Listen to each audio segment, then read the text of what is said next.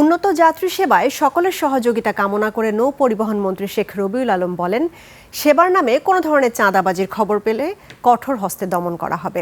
বিকেলে রাজধানীর সদরঘাটে বিনামূল্যের যাত্রী সেবা, হুইল চেয়ার, ট্রলি সেবা চালু এবং ঘাট শ্রমিকদের ঈদ সামগ্রী বিতরণ ও বিআইডব্লিউটি এর 3টি নতুন জাহাজ উদ্বোধন করে এসব কথা বলেন তিনি। মন্ত্রী আরও বলেন, ঈদ যাত্রা ঘিরে পর্যাপ্ত পরিমাণে জ্বালানি তেল রয়েছে, তেল সংকটের কোনো সুযোগ নেই। I am Ox. ঈদযাত্রা উপলক্ষে 7 দিনের জন্য ইজারা চার্জ মওকুফ করা হয়েছে। মালামাল নিয়ে হয়রানির কোনো অভিযোগ পেলে ব্যবস্থা নেওয়ার কথাও জানান মন্ত্রী।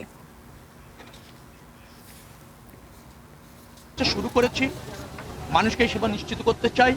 আপনারা বিবেকবান সাংবাদিক, আপনারা ন্যায্য সমালোচনা করুন, ভুল ত্রুটি শুধরে দেওয়ার জন্য আমাদেরকে জ্ঞাত করুন। আমরা সবাই মিলে একটা সত্যির যাত্রা, স্বস্তির ঘাট ব্যবস্থাপনা নিশ্চিত করতে চাই। আপনারা এ ব্যাপারে মনোযোগী থাকুন, আমাদেরকে শুধরে দিন।